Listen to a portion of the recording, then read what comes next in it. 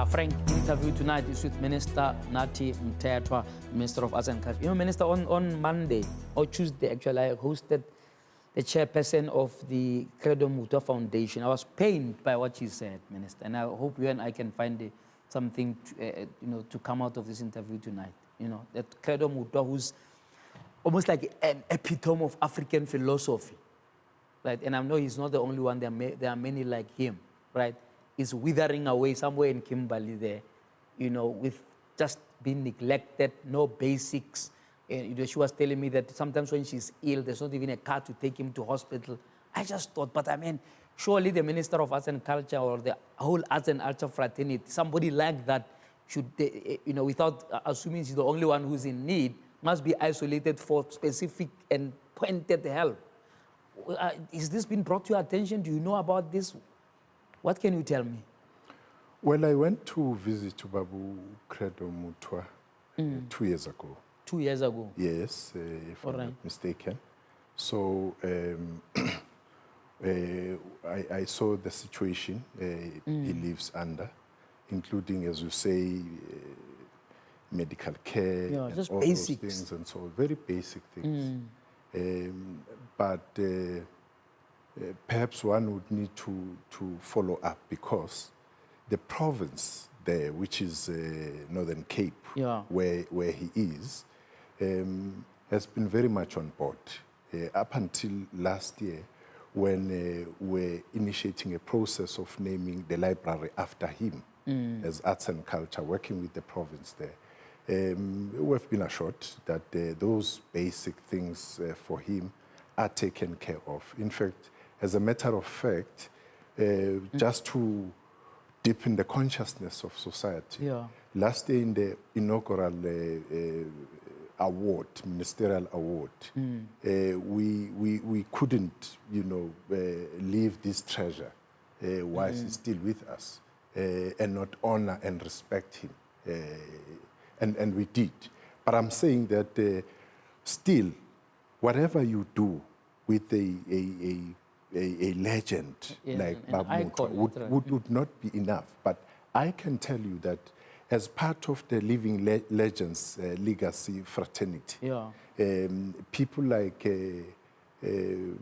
Comrade Mongane Serote, for instance, has been on the ball in terms of following up everything about him. And he has proposals on how to immortalize this legend and this icon of our people. But do you promise to follow up? Because you know as well as I do that sometimes there are good intentions, there are policies in place, but it just doesn't trickle down to where it's needed. And the next thing will be called to say there was a tragedy and so on, something could have intervened. So you have to assure me no, you will follow up. Actually, as I said earlier on, if there's still issues of such basic things. There are. This interview was on Tuesday because we're marking his 98th birthday. Yeah, well, that's not the understanding we have after having gone there, because I went there with the MEC in the province of Arts and Culture. Let's connect with the chairperson of the foundation and just to hear them out, just to see that's sorted out. Social cohesion now. Now people like Nathi Mthethwa,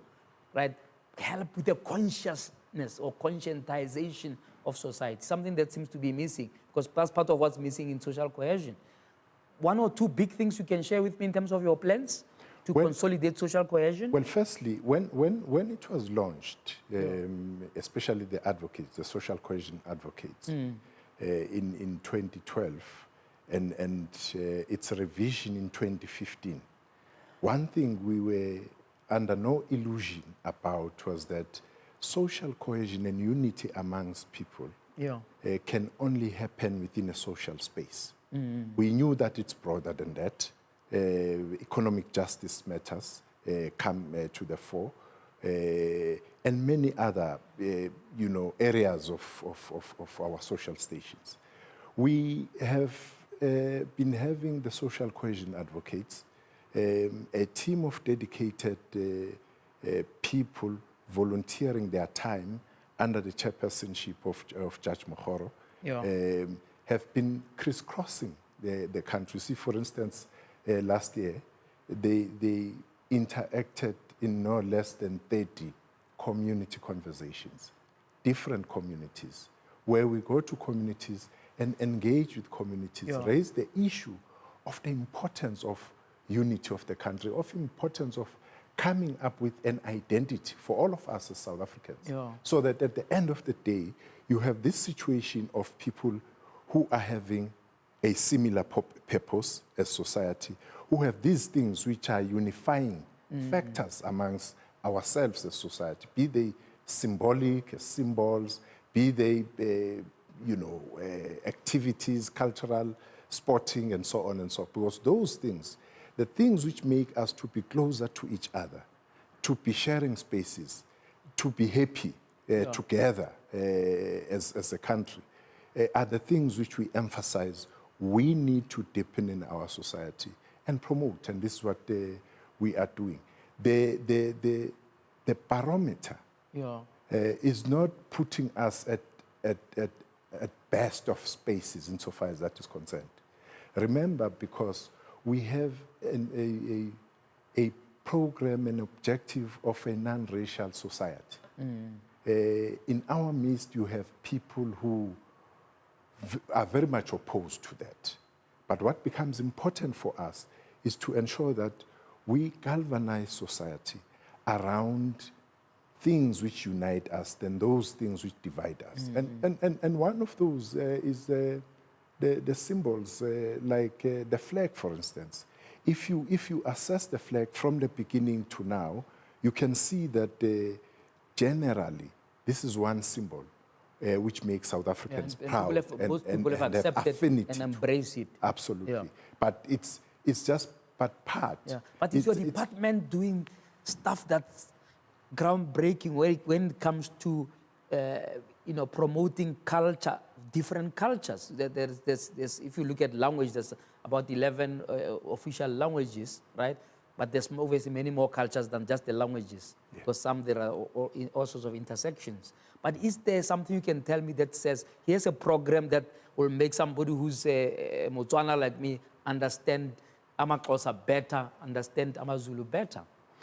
Yes, JJ, Why do I sense that sort of is missing somewhere? When you talk culture, correctly so as you pointed out, first and foremost you talk language.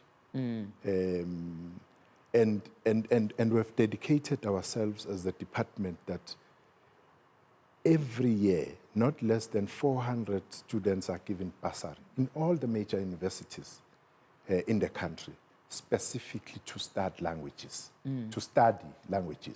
so that you are able to contribute and input in the cross-pollination of languages themselves. And people who are speaking other languages are now exposed to some languages.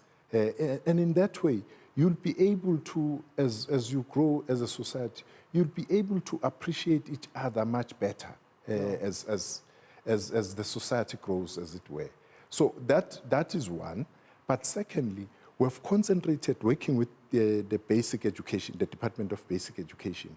We've concentrated in schools in ensuring that we deepen the consciousness about identity. Identity here, looking, as I say, all the different signs, the national flag, the national animal, these things which will make South Africans have something in common to identify themselves. But that is premised on the preamble of the Constitution. And most of the schools are reciting that, and the Bill of Responsibility as kids. The workbooks, we have been assured by the Department of Basic Education that all of them have these symbols under the passport of patriotism in South Africa.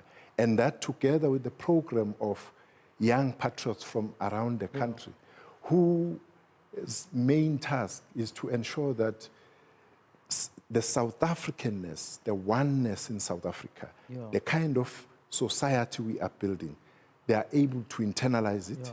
They are but able do you think that the partnership like with community radio stations, SABC, is strong enough because there doesn't seem to be a lot of cross-cultural, educational programs there that could really just take people from to the beginning to say this is what it means to be a Seswati. Mama Swati do this when they go to bury people, to marry, when the children get born, etc., etc. That kind of basic education seems to be missing in the public media, and I don't see how you are intervening unless it's a question of resources and funds. Well, partly resources, but I must say, JJ, that even within that limited space, we have seen some of the media houses going out of their way because, as I said earlier on, we invest more on academies where you upskill and you skill people, train them, youth. Some of the programs which the department is running across the country are mainly about cultural education, are mainly about heritage. Yes, we've not had that prominence, particularly in the media, but when you get down to provinces, you see, for instance, you have youth camp in all 9 provinces every time around the June holidays, where you attract not less than 2,500 young people who get to know what other culture are and having people to respect other people's cultures whilst embracing their culture to ensure that you don't lose that which is essentially us. And the most important thing is that we've seen young people from the age of 8 joining, and some of them are from the former Model C schools who are now taught what is a Motswana, how to behave as a Motswana, and so on and so forth. So it's the kind of things which perhaps from the point of view, I mean, this is a discussion we had in the past, that we will reach a point where society understands the importance of this soft power in uniting society. After the break, I want to talk briefly about the Copyright Act. A lot of artists cry. In fact, they were in Parliament protesting this Copyright Act that's coming up. I would like to know what your views are, where you're standing, and if they are listening out there, what you have to say to them. And of course, we talk sports. You've been given a big portfolio of sports. By the way, our editor, our sports editor here at Newsroom Africa has invited you to come to his particular sports show. So you have to commit. I told him I'm prioritizing you. I will come to him. No, he'll kill me. He said I must ask you. No, we spoke. Did you speak? Yes, we spoke. Oh, fantastic. All right. We're talking to Minister Nathi Mthethwa. After the break, we talk some sports with him. Banyana Bayana, Bafana Bafana, Proteas, and so on. It's been a mess, with all of these groups or rather teams letting us down from time to time. But some of them, of course, we can say doing better. If you look at Bayana, quite a fantastic, although they didn't win, but it was quite something to behold. Netball team also returning with some good performance.